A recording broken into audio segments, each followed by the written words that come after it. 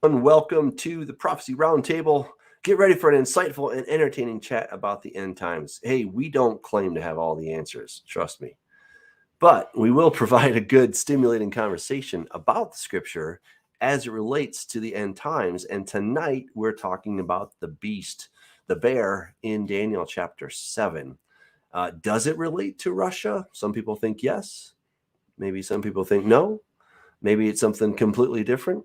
But that is going to be our topic tonight. So we are excited to get into that. And yeah, here we go. All right, fantastic. And we got everybody here. So awesome. Hey, John, so glad that you're here, brother. This is great.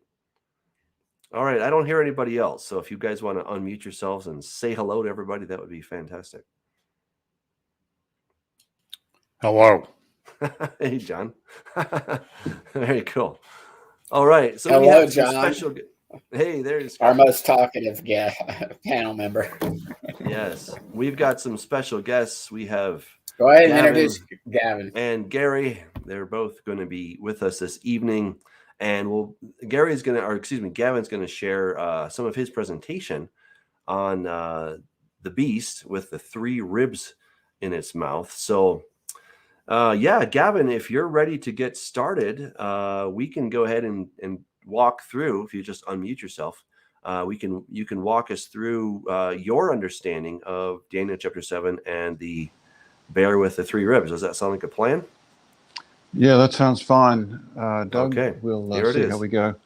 Okay. I've reduced the PowerPoint of the video I did 3 years ago on the full complement of about half of the G8 nations based upon Daniel chapter 7.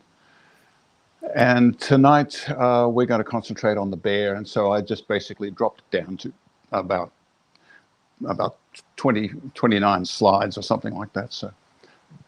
So the question is, what does this second beast symbolize as we read it in Daniel chapter 7? And there is the full complement of the beasts that Daniel saw. He saw 4 beasts. He saw the lion with the 2 wings. He saw the bear with the 3 ribs in its mouth. He saw the leopard with 4 heads and 4 wings of a fowl. And then he saw this 4th beast, which really terrified him. It was the 10-horned beast that he saw, the 4th beast that startled him to the core. So that's basically it. And we've got further mysteries unfolding with respect to the wings of the lion coming off the lion, and we'll find out where those wings went in another video, but we can't deal with that tonight. That's a fascinating story and very inspiring one. And then we've got the bear with the 3 ribs in the mouth. And they said to the bear, "Arise, devour much flesh." So here we have the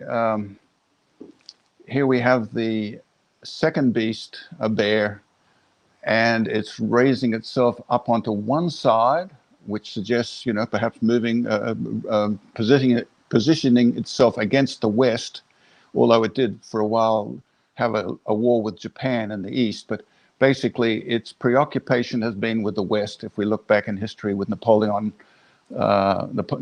wars, with Hitler's invasion into Russia and so forth, and also with the incursions of the Huns across the Caucasus into the West, and the story of Alexander the Great, who encountered the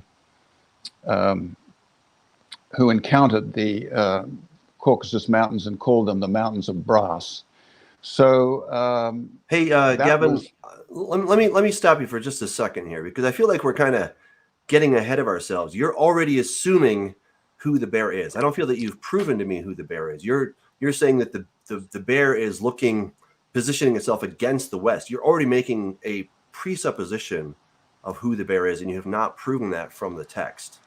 So I'd love to hear how you prove. You're suggesting that it's Russia. So prove to me how it's Russia from the text. That would be really awesome. Well, the uh, the issue really is not specifically about the bear, but it's about the fact that we have to identify these four beasts as 20th century and 21st century powers. We have to do that. Why do we have to do that? Because of one word in Daniel chapter 7, verse 7, which is the word Kodam. Okay. And if we can proceed on with the PowerPoint presentation, that will be made very clear. Okay. And here we have the leopard with the four heads and the four wings of a fowl. And that is another story for another time, but basically we've got some connections there which are very interesting. I'm not going to speculate at this point. I think we can all say that this fourth beast is pretty much indicative of an end-time entity related to the 10 horns and all the 10 toes of Daniel chapter 2. That's the only place in which Daniel chapter 2 and Daniel chapter 7 come into confluence. In other words, to say that Daniel chapter 7 is a recap of Daniel chapter 2 is a presumption based upon the first great commentator of the Bible, Matthew Henry, and we'll talk about that in a minute. We can proceed on here, Doug. So the presumption has been since Matthew Henry back in around 1700 that the head of the image that he saw of gold, which is we're told is Babylon, is the lion with the eagle's wings, and that the chest of silver is made of Persia, and that is repeated again in Daniel chapter 7 as the bear, and the midsection of brass is Greece, and that is repeated again with the leopard in Daniel chapter 7. And Rome, of course, now we're starting to get down to something that we can agree on.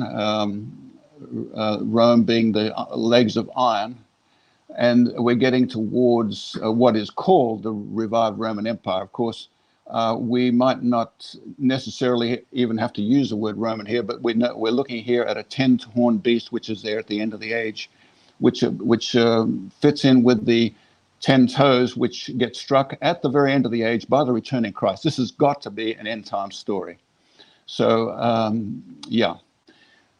There we have the 10 toes in Daniel chapter 2, and in Daniel chapter 7, the 10 horns. These are, we can say with some degree of assurance that these are equivalent. In other words, they're two stories of the same entity, or the same end-time political entity, which will rise up in the latter days, the New World Order beast. And so this, again, would be considered speculative. We know that there's a 10-horned beast in the latter days. Okay, we can say, well, does that apply to the final 7 years? If so, then who is controlling the beast in the first 3.5 years? Because we know very well who's controlling in the second half of the 70th week. It's the Antichrist when he's possessed by the beast demon of the abyss at the midpoint, abomination of desolation. So we're looking here at this first section in which we can speculate, and again, this is a speculation, that somebody has got to be ruling the New World Order during that period of time. Nobody in all of Bible prophecy wants to talk about this. And so since nobody else wants to talk about it, I'm going to talk about it. And I believe that it is worthy of consideration that the woman riding the beast during the first who is riding this 10-horned beast, she is riding during that first half of the future 70th week. And so we then have to consider what are those 10 horns. And of course, for the last 50 years, we've been hearing that that is the revived Roman Empire in Europe, and it's all just the European powers. Well, that doesn't quite work, because now we've got more than just 10 European nations in the EU, and we've got all sorts of, Brexits and things about to happen. This is a more likely interpretation. And again, it's a speculation on my part. It's an interpretation, and it is. This map was made back in 1941. It was discovered in Pennsylvania in a bookstore, and it is obviously a plan by entities that we can only speculate about, who have planned to divide the world into 10 geopolitical regions, which we already have in the terms of banking, and already in terms of economic bioregions. And if you look there, you'll see NAFTA. If you look, there's no border between Mexico and the United States, is there? Or between the United States and Canada. This was planned back in 1941. If you look at the South America, the whole of South America is one entity. You look at Africa, where's South Africa? It's gone. And that's what we're gonna have to evacuate people out of South Africa because there's going to be a big race war there, which is already happening, just like happened in Zimbabwe. And so they're going to end up with an African Union in which there'll be no South Africa as we knew it. So we are looking at, where are we here, Doug? Oh, is that the next slide?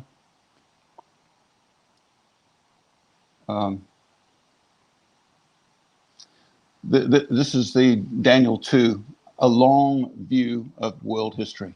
In other words, we can look at Daniel 2 at the image that Nebuchadnezzar had in his nightmare, and we can say with an assurance that this is a long 2,600-year story.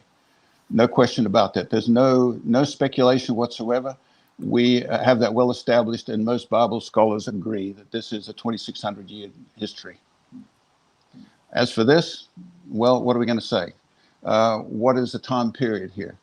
We have two ways of interpreting that, and we can say that these beasts existed in the past, as Matthew Henry had speculated and said in his first commentary.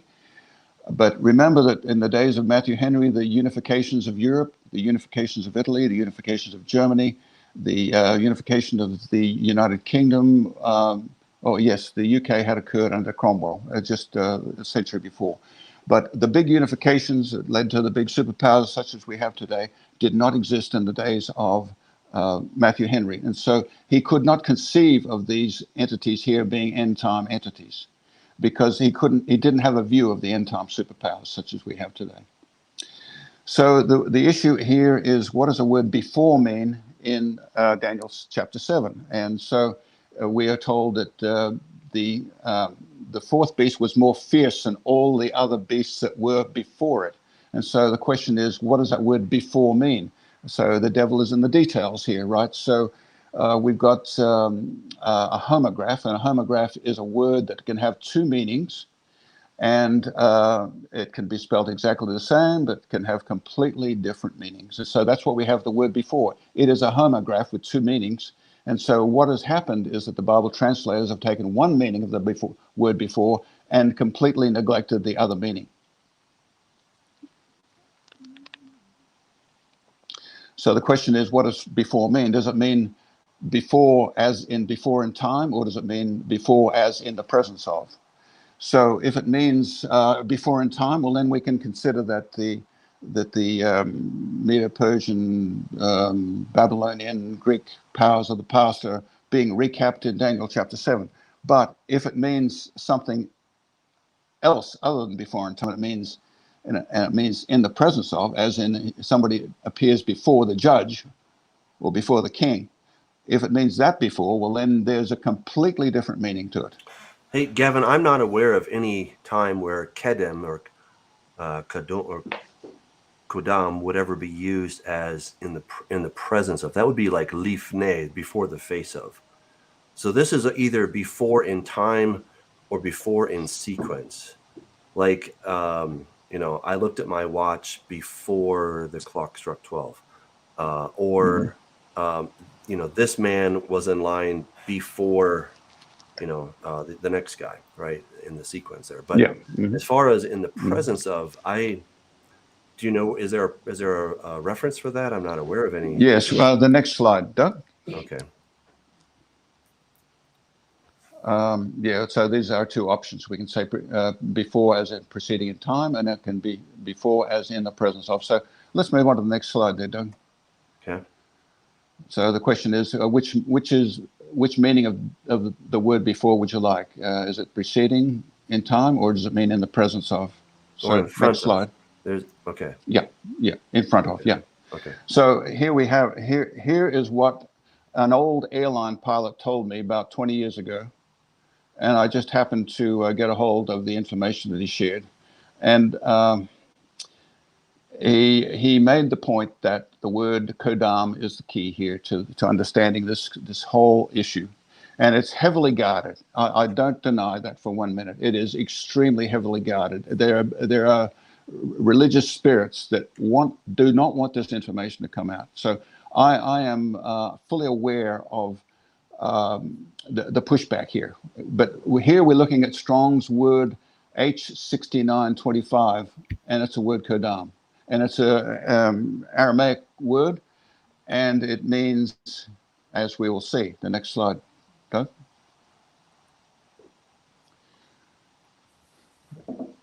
So it means in front of or in the presence of. In other words, personally in front of or in the presence of. So that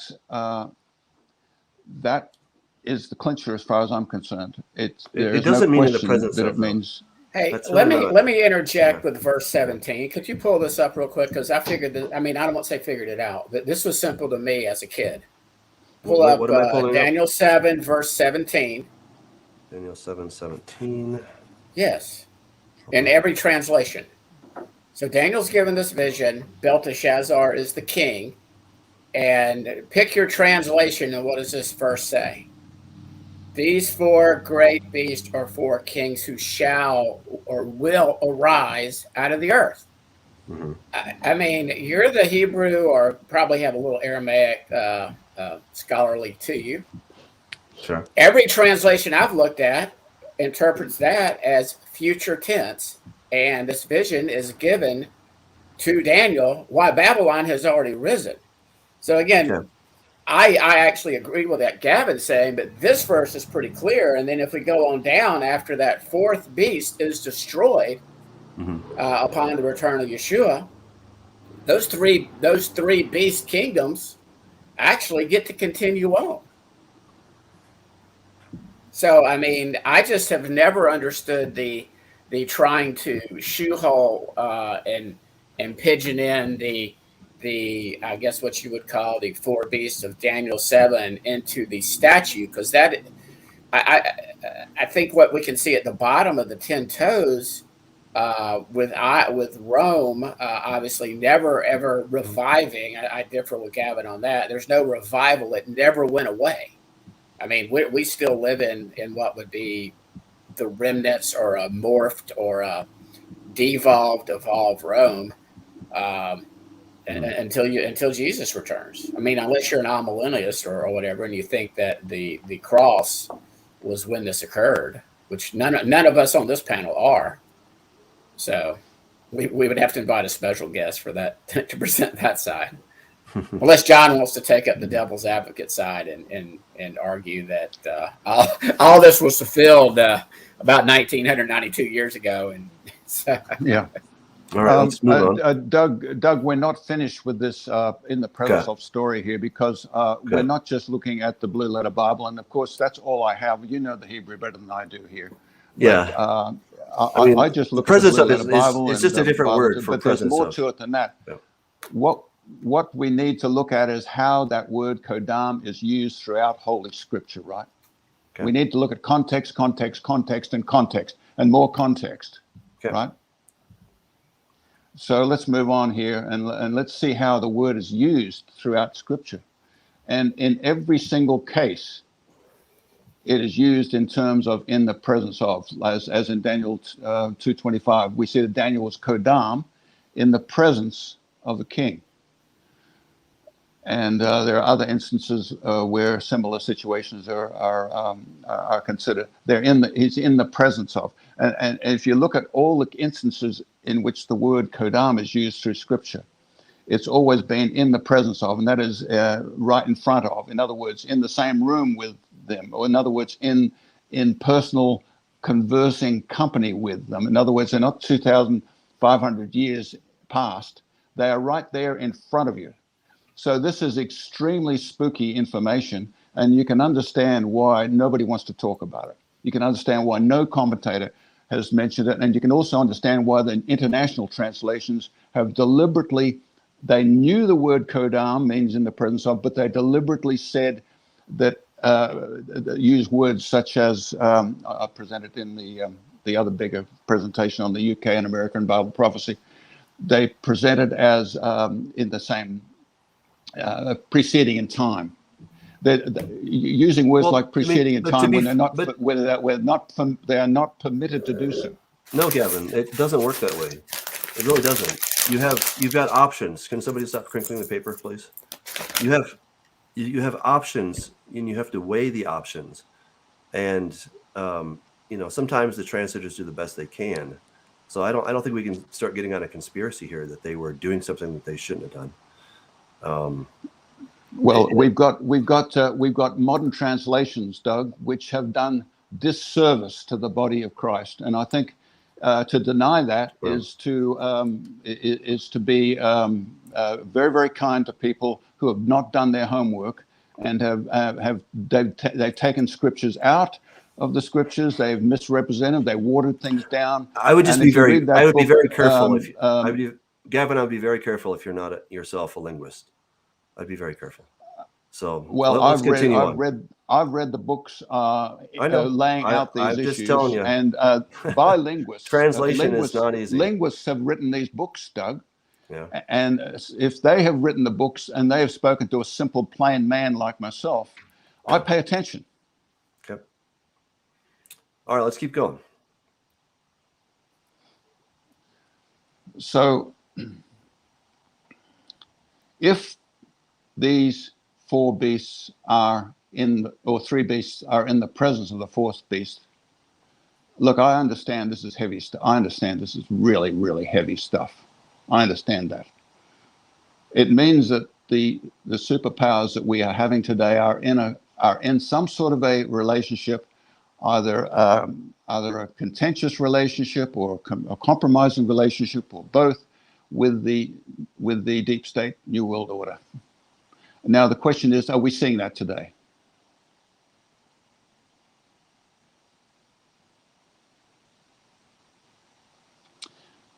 I understand it's hard to take. I really do.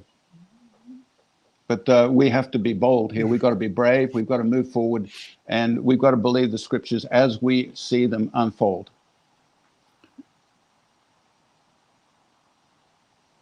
So what, I guess, sort of summarize for me what you're saying. You're saying that all four beasts exist at the same time at the end. Is that what I'm... Yes. Getting? What's more, they have been in existence for the last century in varying degrees of form. We didn't have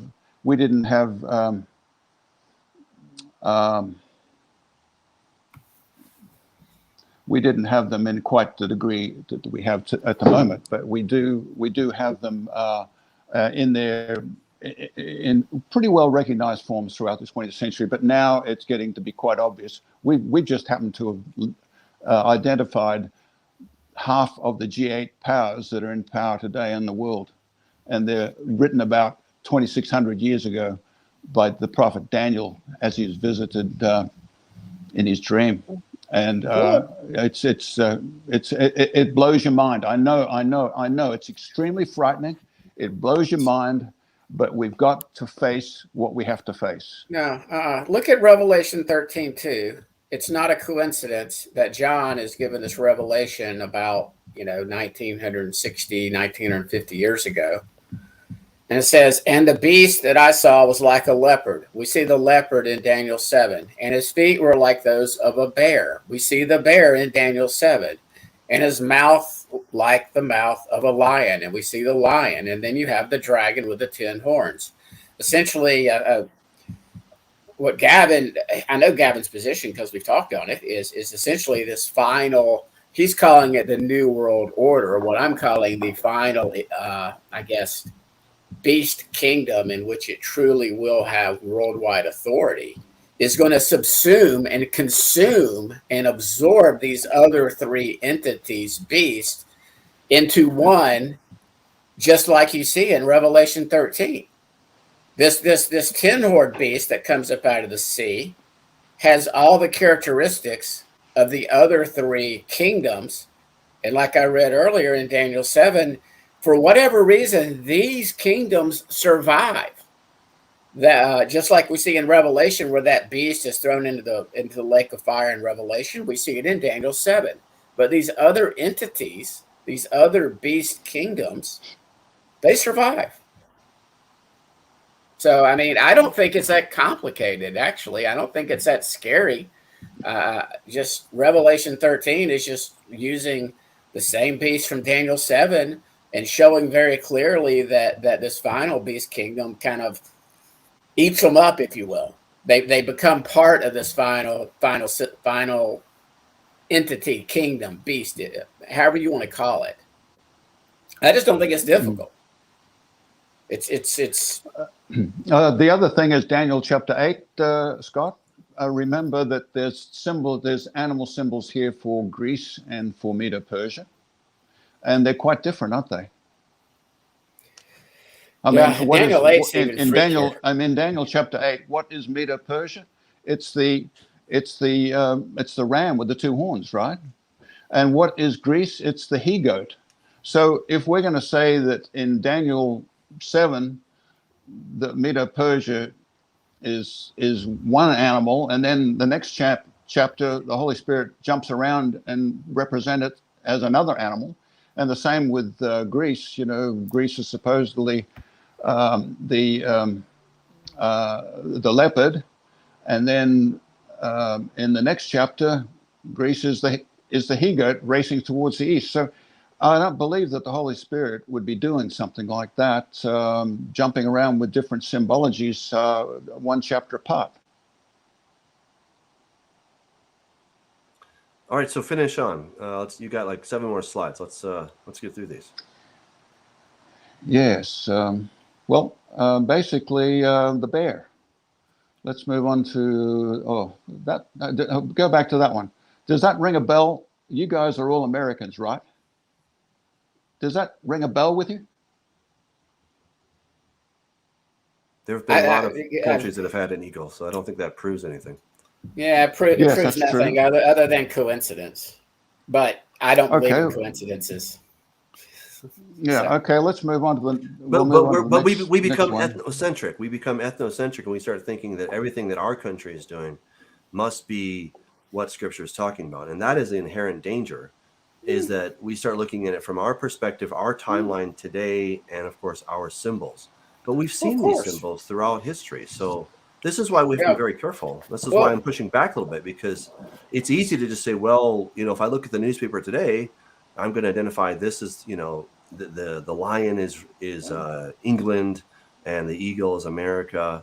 Well, I mean, I don't know. Eagle can also be taken as like a vulture or a condor or something. So maybe it's Bolivia, you know, I mean, I don't know. I mean, well, there is going to be, would you agree, Doug, there is going to be an end time generation at some point in time.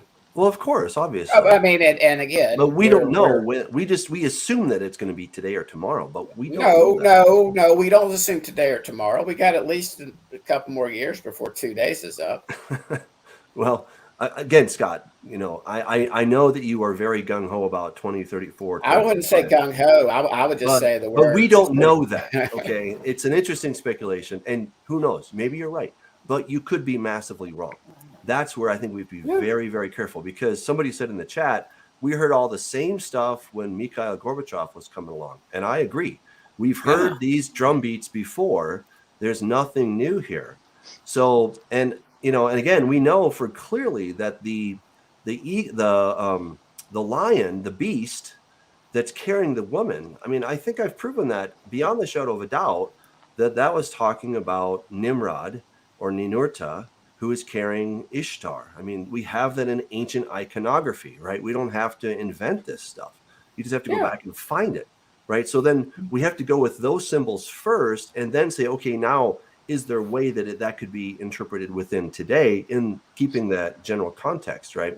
So Look at that's where, sorry? Look at the symbols of our that's on the back of our dollar bill. We've got a giant phallic symbol as our nation's monument. I mean, the symbols are everywhere that we're an extension of Babylon and Rome. Well, I'm okay that we can be an extension. That may be. We just have to. We just got to prove it first. And I just keep feeling like, Gavin, I feel like you're making assertions rather than proofs. Okay, that's where I would like to see the proof versus Doug, the assertion. I'm not. I am making some strong suggestions, to be sure, but I'm not saying that thus saith the Lord. Okay, this is Bible prophecy roundtable, right? We're supposed to be looking at things and examining things because the Bible says, "Study to show yourself approved unto God," and He also says that the wise will understand. He also says that certain things are going to be sealed up until the time at the end. How close to the end do we have to get before we get what's going on around us? I mean, this is we've got a whole lot of people that just want to go to church and just get rubbed into their narcissistic ego and then go to the buffet. And here are we're losing 80% of our young people because they think our faith is boring. It doesn't have any guts to it, doesn't have any nous to it. Meanwhile, the church in Indonesia has got 80% of it is young people under the age of 30. And we're losing our young people because we don't have the guts to say what needs to be said about making sure that we need to declare a blood covenant connection to our young people so that they know that we mean business and we're going to finish the race. If we're going to bow out and say that we're not going to finish the race and we're going to just allow ourselves to eat a bunch of slop, religious slop, then that's not going to cut it. So when it comes to the issues of look, the Hebrew word kodam, for example, in the presence of, I'm fully convinced that that's a valid, well, it's a little bit more than a speculation. It's a valid interpretation that is worthy of looking at. And if we don't have anything better to look at, I mean, we can't just say that Daniel 7 is a recap of Daniel 2. You wouldn't agree with that, Doug, would you? Oh, I do think so. I think that Daniel 7 and Daniel 2 are very similar. So, okay. Yeah. Okay. I mean, Well, I understand. Yeah. We can disagree. I'm fine with that. But sure, so we continue can on. disagree, but go on with your okay, your let's presentation. go and let's see if we can see any other icons that might ring a bell. We're going to open The Economist or Time magazine. And what do we see?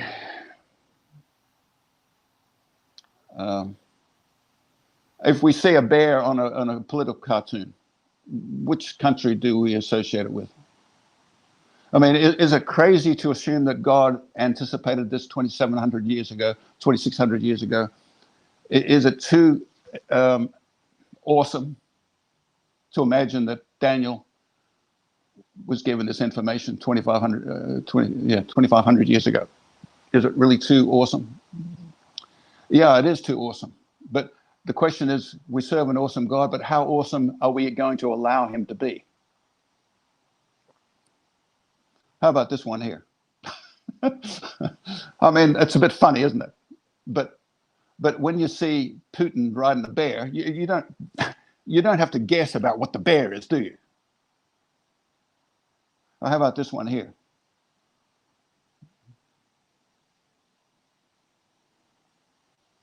And how about the G8 countries and half of them being presented in Daniel chapter 7. I mean, how crazy, how awesome, how mind-boggling. And so that's where I wrap it up here, Doug. Shut up the words and seal the book until the time of the end. Many shall run to and fro, and knowledge shall increase. So the book's shut up, and maybe we can open it a little bit. That's all. So, Gavin, which four countries do you associate with each of the empires? Just so I'm sure I'm clear on that. Okay. I've got 3 years ago, John, I put out a YouTube, which is called America, the UK, Russia, Germany, and France in Bible prophecy. Okay. And if you look through there, John, you'll see, I try to make it as clear as possible. Yes, I agree, there's some degree of speculation, but there are some strange things. I mean, we're not supposed to be talking about the leopard tonight, but the leopard is very, very interesting. It's got 4 heads, and we've had 3 Reichs in Germany and the Holy Roman Empire, Central European powers being very powerful. And then the spots on the leopard, and the fact that the leopard makes lightning attacks. It is a very fine, well put together animal is a leopard, but it makes lightning attacks. It sits up in a tree and then it just comes in very quickly and very, very fast, takes down the prey. It's also got spots. So what might the spots be? If we look at scriptures, I mean, this is speculation. I don't deny this. If we look at spots in scripture, what do we see? So the leopard would be Germany, is that what you're saying? Yes, and you can guess what the spots are. What do spots symbolize in the scripture? Sin, right? Or shortcomings. Right. I've seen some very wonderful, godly Christian Germans in Europe, and they hang their heads over their history of the Holocaust. Wait. Wonderful, how did we go how did we get from the leopard to Germany? The lightning attacks, and also during World War II, they had. So you're saying that the Blitzkrieg, because it's fast. Yeah, it's classic leopard.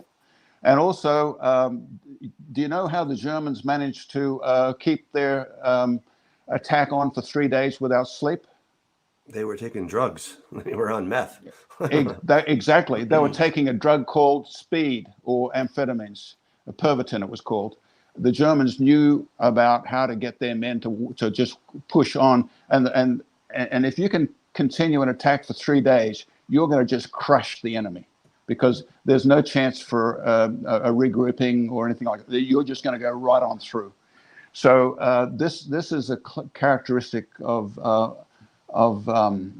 the Germany in history, the lightning attack, and the spotted history of the Holocaust. And so you're saying the spotted history is where you get the spots? I don't know. That sounds like a stretch to me, Gavin. I mean, it is. It really does. It's a stretch, but it's a decent. It's not an excessive stretch. I don't know. It sounds like a stretch to me. I've got a question for Doug here. Where in the world, anywhere, is Medo-Persia the bear? I mean, I have never seen, like, it seems to be your view is that they're almost parallel. And maybe I'm assuming that, but you're being pretty aggressive with our friend here on this. So I'm just wondering, do you believe that? I want to see it proven in Scripture. That's what I want to see. Well, all right. And he's using the verse on the before. I just took you straight to verse 17, where it says, "These 4 beasts shall arise." Right. So here's what I would do. I mean, the way I'm looking at this is that these are kingdoms that were occupying Babylon. All right. And each of these kingdoms, you've got the Babylonian, you have the Assyrian, you have the Neo-Babylonian, the Persian, and the Greek, of course, then the Roman, right? They all occupied the physical area of Babylon, right? So that right there, it tells us that it has to be centered around the land to some degree. Yeah. So the view would be that not in Daniel 7. Well, no, but looking at that plus in Revelation, right? So we're looking at what are going to be, what are these kingdoms that, the one that, the beast that was, is not, and will ascend, right? So we're talking about these 7 kingdoms. We have to look at what are the 7 kingdoms. I would put the 4 beasts here within those 7. So Doug, just so everybody knows, we kind of summarizing the 4 beasts. The wing line would be Babylon. Ancient Babylon. Yeah. Right. The bear would be Medo-Persia because one one side was raised up stronger than the other. I mean, this is sort of the traditional view that we've been taught. Essentially, yes, yeah. And then the leopard, the four-headed leopard, would be Greece. Yeah, because he's got the four heads, and then and it's so obvious. When he died, Yeah. it's split. Well, you can argue historically it ended up as four. Yes. Right. The Ptolemaic, the Seleucids, and whatever the other two were. Exactly. And then the last one would be the Roman. Yes. Okay, that's just that's where the like other view is. Yeah. And I agree. I think I try not to be too dogmatic, as you know, on these things, because Gavin is correct, Scott is correct, and Doug is correct. These prophecies will unfold in a real world with a real geopolitical context. Yes.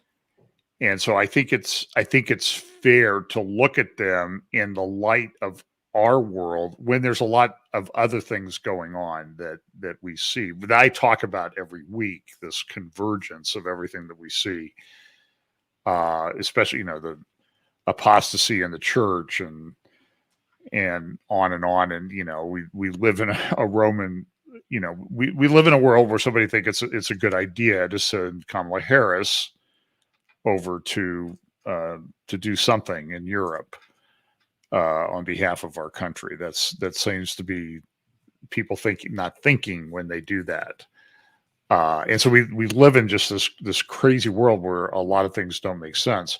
And so I don't think it's unfair to look at these things in context. And I did a long thing in my update, I guess last Sunday, about some of the different views of Gog Magog, sort of building on what Doug had said. But then others who say Magog is right, clearly, they're very dogmatic about this, that it's Russia, it has to be Russia. And so I'm not opposed to considering all of these things. I also note that I talk a lot about logistics. And so I would just say, and so Gavin, in sort of response, if these are the four beasts that we see today, they're not, for example, Germany is not a military power now. They have 50 tanks, maybe, if they're working. And we also see that, Russia's kind of bogged down in they're having supply line problems. Their logistics aren't working for them. And I hear people in certain prophecy camps say, well, Ezekiel 38, the Gog Magog invasion of Israel is imminent. It's going to happen any moment because, Russia's on the move now. Well, they're not moving very well. And when you look at the reality is, if they came down through Turkey to the Black Sea, to the Aegean Sea and across, or they come down across those huge Caucasus Mountains, you're talking something that's going to be, those are 1,200 to 1,700 miles. Well, they're having trouble making it 90 miles right now. So I think that kind of operates against it being imminent. But, it could be, too, that Europe will get their act together now because they know that can't rely on America. America's not stepping up. So I think that there's a case to be made that this is possible. I'm just not dogmatic. I'm not really a big fan of Germany ever rearming themselves. No, I don't know about you guys. I'll tell you what, Germany is the financial powerhouse of Europe, right? Absolutely. And Europe combined is bigger than the U.S. They are masters at order, right? They're gifted by God. I believe that they're from the house of Gad, right? That's just another speculation. But their gifting in order is so magnificent. They are able to order. They gave us the Gutenberg printing press with their masterful engineering. They're able to put small print to make the movable print on the printing press, which gave us the scriptures. And we've been wonderfully blessed by Germany. in their sense of order, when they're not misbehaving with it, of course, but they are definitely the powerhouse of Europe with France. And I think there's the old Franco-German connection, which goes all the way back to the Franks. Remember, France and Germany were more or less linked up early on as they came and started to crystallize in Europe. And then France became unified first, and then Germany was a whole bunch of little fiefdoms before Frederick the Great, and then Bismarck, and then Kaiser Wilhelm in World War I. So we've got a German power which is not going to do what it did before with their military, but my goodness, they're going to do it with their what you call it, law.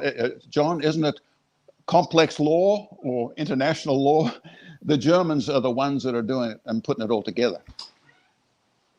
Well, then we can blame them for high billable rate hours.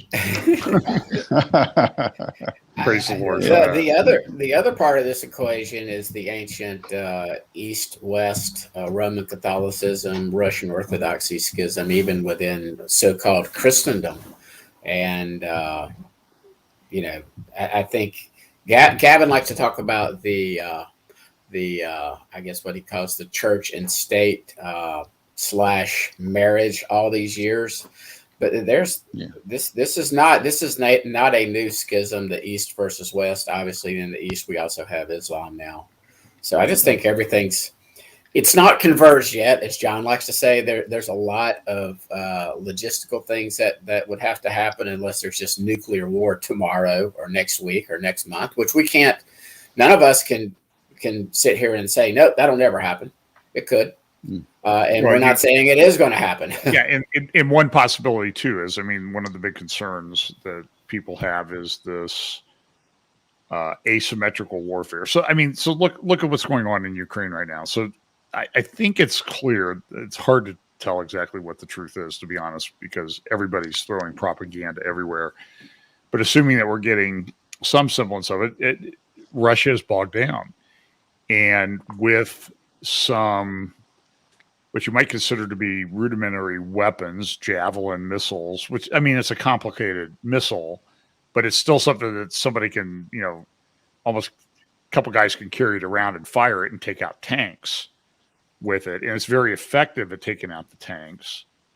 And then Turkey's also supplying these stealth drones to Ukraine, which is kind of interesting. So the technology allows a smaller army to punch way above its weight way beyond what you would normally think. So here's Russia with a powerful military, but they're bogged down. It appears.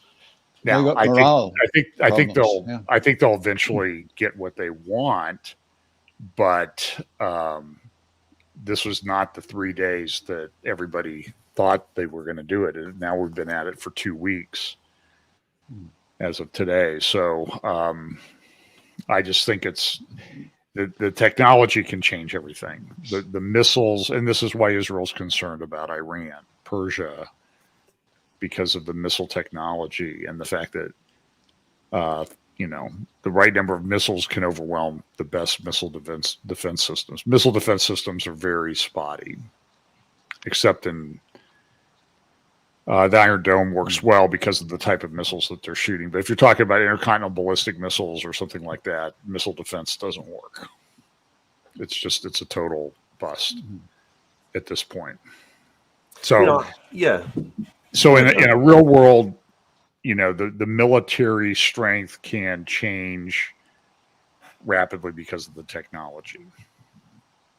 So I'll agree with that. And then there's a morale problem too, John. The Russian morale is not good going into the Ukraine, and they were told, a lot of them were told that they were going in on an exercise. Training mission. They weren't actually told that they. Yeah. What sort of a leader would tell their men that, and then have their men realize that they've been betrayed? Well, as long as everything goes okay, it doesn't make any difference. But it didn't go okay. And Yeah. and the other thing, I mean, you have these demographic issues that are facing some of these countries, like all of Europe. Germany has a low birth rate. Russia has a low birth rate. 40% of the Russian army or Russian armed forces is Muslim today. Between 20 and 25% of Russia population is Islamic. So that's another factor that you have to consider in all of these things. So Gavin, help me understand, if Russia is the bear, the biblical bear, not just, I know the pictures, I totally agree with you. Obviously, it's all over in our modern day iconography. Would that mean that Russia is also Gog, or is that how you would equate that? That gets to 30, be 38, 39, kind of the Russia invading Israel scenario, or how do you play this out? well. The legends, the medieval legends that relate to Gog are just astounding. The fear that Europe had of those people beyond the Caucasus Mountains was just, it was legendary. It was a deep, deep fear of those people. Even Alexander the Great, when he took his army towards the east, he took all of Medo-Persia and basically he went into each city and he said, look, pay your tribute. We'll do this for you. We'll do that. We've got architects to help you to do this. We've got engineers to help you to do that. And basically he took over by culture as well as by military. So when he got to the Caucasus Mountains, that game was up. He couldn't continue to do that. And the people in the Caucasus Mountains are fierce. They are the harshest of the hard shell of the Gog people, if you want to call the Gog people the people up north of the Caucasus, in the Russian steppe. There's no place to hide on the Russian steppe. There's no place to settle. There's no place to feel secure between rivers and mountains. And nurturing people are not going to stay there. And so, even though it was Josephus who said that the lost tribes were up north of the Tigris River, up there around the Black Sea, in numbers that couldn't be counted. They didn't stay there. God's people didn't stay there because they didn't want to be in that area. There was no security. A huge bunch of nomadic people could appear on the horizon without any warning, and you would be toast. So the movement was to the west, and Yair Davidi, as we've seen, has presented some excellent evidence that the lost tribes went west and crystallized in their Western European countries. So there is this issue of what's going on up there north of the Caucasus. It's so frightening. Well, that's where the Huns came rushing through, the Genghis Khan, Attila the Hun. These people were frightening. And if you look at the Silk Road on its way east, you'll notice that it didn't extend north of the Caucasus. It stayed in India and moved east, and it tucked itself in behind the Great Wall of China, so that it would have some protection from these wild Gog people of the steppe. So to be fair, I mean, Josephus is of course speculating. I very much appreciate Josephus. He's an incredible historian. There's no question about it. But in this one, he was talking about the Scythians who were attacking the Roman Empire. They were not attacking Israel. And I think that is really a cheat if we don't consider that. Okay. Oh, yeah, I agree. He was saying that they're going to attack the Roman Empire, that they did. Okay. And I think that utterly fails, because God said that God had prophesied in all these days before. So again, if we're going to make the equation, so God has been sending his prophet after prophet to talk about Russia or Putin. Is that what we're to conclude here?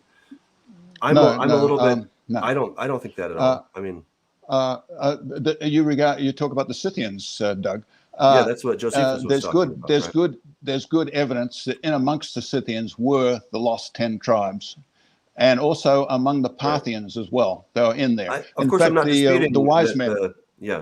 I'm totally The fine wise that men came out of the east were also from the lost 10 tribes. So it's not as if they were always all 100% Gog people, but by the time the good people what are left Gog and gone west, God's people or Gog's people? G-O-G. Are you talking Gog, about the Gog? Gog So they're people. Gog Remember, the people? Gog people are there at the end of the next millennium too, Doug, right? Because Well, they so are. but again, if you understand that the word Gog means death or enmity, then Yeah, it it's bad solves the whole stuff, right? problem, right? I mean, it solves the Oh, problem. yeah. This Children, is hey, talking about y'all quit cutting each other off, okay? Okay, so Scott cuts us off to tell us to not cut each other off. Thank you, Scott. Thank you. I'll remember that. Well, no, look, I'm glad that we're all passionate about our views, and look, I don't claim to have the final word on anything either. Okay, but I've also done my research, and when we go back linguistically, we see that the word Gog, we go all the way back to Sumerian. You can't go back any further than that. Like that's like bedrock. That's it. Okay, and this word meant death or enmity, and God said that He was prophesying for years by all of His prophets about this one who was coming. That person is identical with the beast, the Antichrist, same exact guy, right? And the woman that's riding the beast, that is an icon that we find way back there, at least 2300 BC, where you find a lion with wings, sometimes known as a griffin, sometimes known as the Ushumgalu, the Mushhushu, right? All these different names for this. It's really a coming together of the great dragon, the red dragon, which was spoken of as Satan, and some individual known as Ninurta or Nimrod, right? It's all in there, right? So what I would encourage us to do is to say, let's start with that foundation and then work our way forward, instead of just saying, well, we see these symbols and such a country has the lion. I mean, okay, so countries have lions and countries have had eagles, but we're not the only country in the world that's ever had an eagle. The Roman Empire had an eagle. I mean, the Nazis had an Germany's eagle. got it doesn't with the prove. two heads. Yeah, We're We're an suggesting extension. we're suggesting Extension that of Rome. correlation is causation, right? That's the thing we have to understand. It just there may be a correlation, but it doesn't prove causation. And that's where I feel like we've got to be very careful, especially as teachers. We've got to be careful to prove the causation. Otherwise, we're just speculating, and anybody can speculate. So where's the causation on these things? I think we can all agree. Gavin, hold on a second. I think we can all agree that the fourth in the statue, the iron legs that then became, then becomes in essence the feet and the 10 toes. We can all agree that was Rome. It was divided into an east and a west, and Rome has not been yet crushed unless you're an amillennial type person. In other words, the stone without hands has not come down and crushed those feet yet. So my understanding would be is America is Rome, England is Rome. Everything in essence is an extension of Rome, just 2,000 years further removed since the time of Yeshua. That's why we see a lot of the same symbols that, again, like you were pointing out, Doug, that can be traced back not only to Rome, but to Greece, to Medo-Persia, to Babylon, to Egypt, and all the way back to Samaria. It has many different faces, but behind the mask is the same being and entity. That's where we 100% align, actually. Yeah, absolutely, and that's exactly. Thank you for making my point that that everything centers around the literal, physical, locational Babylon. Okay. Well, again, I'm not saying it has to be. Well, no, look, Scott, I'm not saying that. Well, I do personally think that there's going to be a city. Okay, but take it whether it happens or not. Let's take the Hollywood model. Okay, if you go to Hollywood as a tourist, you're incredibly disappointed because you're like, that really is really just a dive. But Hollywood, the influence, Hollywood, the system, that's everywhere. Okay, and so that's what I'm really getting at is that Babylon, the system, that it all started in Mesopotamia, obviously, right? We can't ignore that. We cannot divorce these things from that area. And keep in mind that God is still quite wrathful against Babylon. He still has a vendetta against Babylon. So he's going to destroy something in a spiritual sense, in a systematical or a system sense, but he's also going to destroy it in a physical sense, right? So there has to be something that we, some place that we can actually discuss. Now, could America be part of that? Sure. Could Germany be part of that? Sure, I'm fine with that. Is Rome part of that? Maybe. Okay, but I don't think that any one of those places are the place. I think they are part of the system, and that God is still going to bring this very specific judgment, right? And when we have the iconography that's telling us, it's pointing us right back to that place, we cannot ignore that. So, as we start looking at our modern day geopolitics, we got to temper those things in accordance with what was happening in the ancient world. Otherwise, I think we're not doing good scholarship, in my opinion. And I think, like I posted, I put up Joel's little comment that the rabbis, for years and years and years, have always said that Edom, Esau, is Rome. It's where Babylon became Medo-Persia, Greece, and it's the I guess what you would call the political entity. When I'm talking about Babylon now, as contrasted to Rome or the beast or the political system, Gavin mentioned it earlier, but that would be the apostate, not necessarily the apostate church, but she wears many dresses. In other words, she Islam, Buddhism, Hinduism, some of the New Apostolic Reformation, some of your crazy, more very out there liberal, believe in Jesus and live how you want to.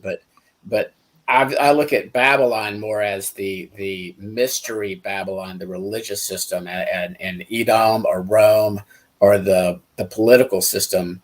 They're all mixed in together, but sort of two separate types of entities, if you will. One spiritual, one political, but definitely in bed with one another. So right, and just you will not find you will find tremendous anti-Semitism within the Russian Orthodox Church as well, and that's driving a lot of what Putin is trying to do right now.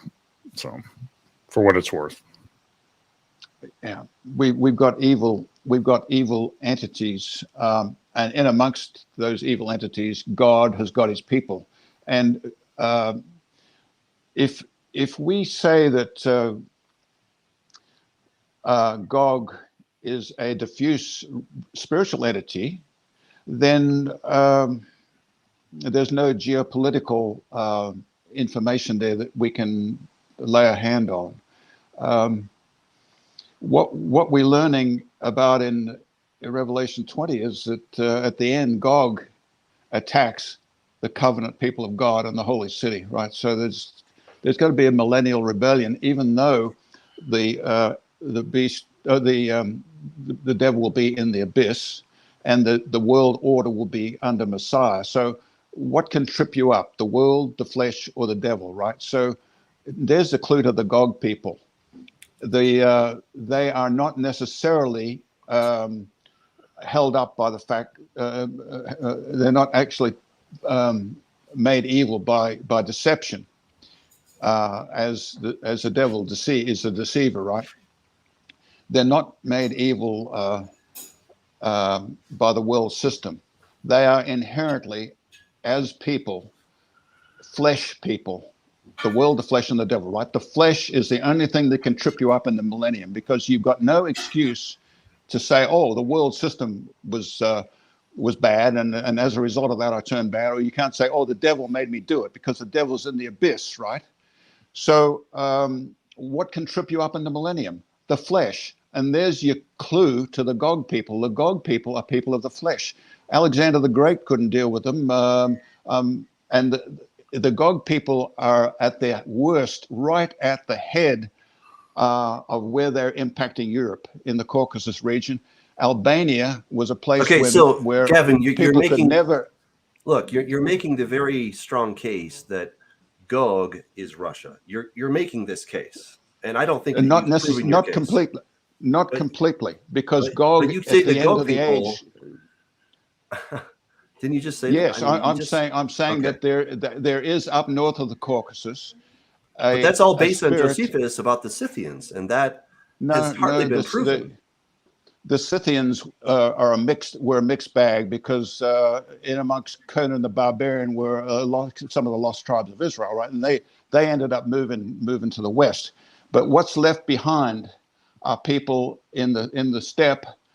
And I can tell you this: during the Chechenian War, just back a few years ago, there were people caught in between the Russian lines and the Chechenian lines. And when the Chechenians were caught between their own lines and the Russians, guess which side they ran to for cover, for protection? They ran to the side of the enemy, the Russians, because they knew that their own people, so bitter and harsh and hard, they would not be treated very well at all.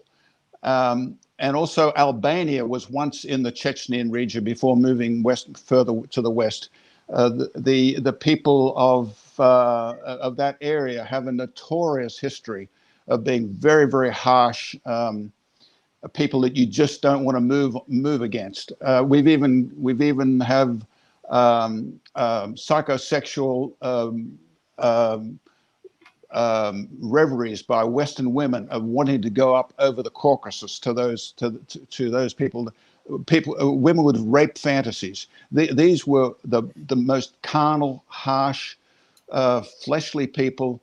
These Gog people up there that you could ever imagine, and they will be here during the millennium, even though Messiah will be ruling, and even though the devil will be in the pit. Gavin, so we're looking at a Gavin, flesh. We're looking at a flesh thing. Wait. You're saying that there's a people in a specific area that are real assholes, and I don't think that is a proper way to do this. I really don't. Well, you're suggesting that a geographic area that there's a people, just because Josephus didn't like them, and just because Romans thought anybody beyond their borders were not real humans, that they were barbarians. I totally disagree with that. I totally disagree with that. And I think you're making a very, this is a very racist kind of argument that you're making. I just don't think that's, look, let's be fair. Wait a second, Gavin, wait, let's be fair. Look, I think what Russia's doing is an atrocity. Okay. But can we just suddenly say that everybody there is part of the Gog people and that they're all really bad? No, probably your average Russian's a pretty nice guy on average. There's a certain leader there who's a real jerk, okay? And I think he should be dealt with. But that's not to say that there aren't really wonderful people who are in Russia, okay? You're muted, by the way. Okay, so, I'm not saying but you keep saying it. You keep saying those Gog people up there in this steppe area, that they're really bad folks. And I disagree with that. I think this is where you start getting in. Gavin, stop, please. Will you, for a second? I'm talking. Okay, this is where you have a problem, because you're now saying that this particular group of people are bad. They're evil. And I don't know, the whole world to me looks like we've got a lot of evil people, and that people can choose. And we're going to see that from all over the world, people are going to come and they're going to join, not to a Gog people. They're going to submit themselves to this leader known as Gog. Yes. Who I have proven linguistically again and again. I've proven that Gog is Satan. Okay, I don't know how else to make that any clearer to you, but Josephus was absolutely wrong when he made the suggestion that the Scythians were the Gog and Magog people. I mean, that was just a baseless thing he made. Okay, but again, he was really good on Jewish history, but he was a little, out there on some of these other things. So, John, what say you? I'm waiting to see how it plays out. Even though I put the bear, even though I put my background up with the bear and the Russian flag. So hey, on this issue, Gavin, I love you, brother, but I gotta agree with Doug. You cannot start like doing this. You're muted still, Gavin. That's why we muted you, so we would stop talking over one another. But on this issue, you cannot label a people group. It will lead to racism, just as, we're seeing not what I'm doing. We're seeing as the Eastern Orthodoxy right now. Doug mentioned it. There's a lot of them that are very anti-Semitic. You have in the Hebrew Roots movement, they come in and then they start calling everybody that claims to be a Jew or descended from Judah fake Jews, no matter what the people group. And I don't think there's a Gog people. I think I Doug's convinced me on that one with his research. Okay, can you just listen to what I'm saying here? I'm not saying the Russians per se are a Gog people.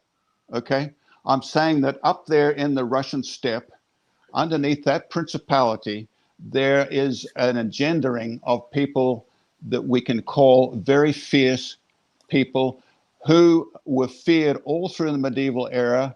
They were absolutely petrified of those people. When they came through, you just had there was no mercy. There was there's no recourse for anything other than the fact that you were going to get run over and killed. So that was the history that we've got to look at. Medieval history is worth looking at. And it bears record of a terrible fear of people up north of the Caucasus Mountains. And I'm not saying that all Russians are that way at all, because Russians are a mixture, just like the Scythians were a mixture.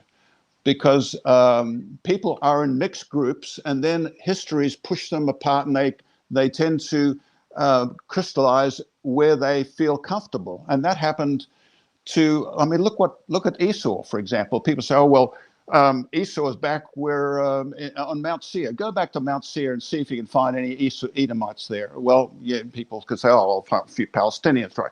Look, the Edomites migrated west into the fat places of the world, just according to what their daddy told them. Isaac said that you will live in the fat places, and by your sword you shall live. And Esau moved along with us. And whenever there's a terrible killing, who's doing the killings? It's a white guy, right? Who's doing the mass killings? It's a white guy. And this would be the Edomite spirit. This is not a racial thing at all. I'm not a racist, and I resent being called a racist. I'm talking about a spirit that hovers over people and makes them do things that are evil. You can get an Edomite saved, yes, but under the Edomite spirit, they're going to do things that are terrible. And that's what we've been seeing in the West. We've seen these mass killings by white guys. We know that half the killings in this country are done by another race, but nevertheless, when it comes to mass killings, it's white guys that do it. These would be the Edomites. Now, am I saying that we as white people are all Edomites? No, I'm not. Am I saying that all Russians are all Gogites? No, I'm not. I'm saying that up there in the northern steppe, history reveals that there was, and there continues to be, a spirit which engenders a people that you don't want to mess with, and they will show you no mercy. And that's the story of Jason and the Argonauts. You know, he went into the eastern Black Sea. That was the ultimate destination, right? So yeah. We've got legends, we've got histories, all indicating that there's something going on there that is very, very fearful. And am I saying that all Russians are Gogites? No, not at all, because there's the white Russians that have got a wonderful tradition, St. Petersburg and so forth. We've got Putin lighting the candles in the Eastern Orthodox Church. You say, well, you know, he looks like he might be a nice guy, but you know, what side of Putin are we looking at? Are we looking at the Gogite side of Putin, or maybe he's going to be tilting towards the West and he's worried about what we think of him? You know, we can pray for Putin. You know, yeah. I'm not saying that somebody, a racist people, is a Gogite people. I'm saying that there's a Gog spirit that hovers over certain parts of the world. And at the end of the age, they're going to come from all four quarters of the world and attack a city. They're not going to be related to one particular geography at that particular time. And certainly there's, you know, principalities and powers that are battles against principalities and powers that are spiritual, but those manifest themselves through world governments where they take on sort of predominant characteristics. And we talk about, you know, we can talk about all sorts of evil. We haven't even mentioned the wars of Islam, which rolled over most of the known world in 100 years and took it over. And we're knocking on the doors of Vienna for, I don't know, 500 years or more. And they were beat back by Charlemagne and in France, but they had Spain for till 1490 until the 1400. So I mean, and those were evil people. It's just like the Babylonians came and took over. They were pretty brutal. The Assyrians were probably even more brutal. I'm sure there were nice Assyrians. I'm sure there were nice Babylonians, but the government was the one that did the judging, and in that case, the judging of God's people. Yeah, well, we've covered a lot of ground tonight. It's been a lot of fun. Gavin, thank you for coming on. Appreciate that. Thank you for being brave to share your perspective. I don't buy a lot of it. For the record, I agree. I agree on the bear and probably Russia if we're actually at the end of this stage, but not necessarily the latter part of Gavin's presentations. You know, the Lord's going to come and straighten us all out. That's for sure. You know, but I think what we can take away with is, well, let's keep studying. All right. Let's all keep studying. Let's keep listening to one another. And, you know, at the end of the day, Yeshua is going to come and he is going to set up his kingdom. And there certainly will be an end times bad guy, just like he said there was going to be. And probably a whole bunch of people will be involved with this particular leader, and we'll do some bad stuff. Okay, so that's kind of the bottom line here. You know, what can we do about this? Well, we can live righteous lives. We can be good neighbors. We can be generous and give to people in need. We can give to various charities. If you want to give to Ukraine or whoever, of course, you know, find a way to do that, right? So there are practical things that we can do to really be the hands and feet of our Messiah today. And I tell you, when it all comes and happens, we're going to look in the scriptures and be like, well, there it is. It's, you know, it's so obvious, right? But right now we're half blind and we're trying to figure it out. So again, Gavin, thank you. And of course, I want to thank my two wonderful co-hosts for their insights and exciting discussion. So guys, we thank you for all of your comments and questions. We did our best to kind of weave them in as we could. But sometimes we don't have time to get to all of them. If you want to get more content, every week I have here stuff at Doug Hamp, youtube.com/Doug Hamp. So check it out. Make sure you subscribe. Please do like this. That really helps the algorithm. You know, click the little bell as well. And share this with your friends and whoever you think needs to see this is really helpful.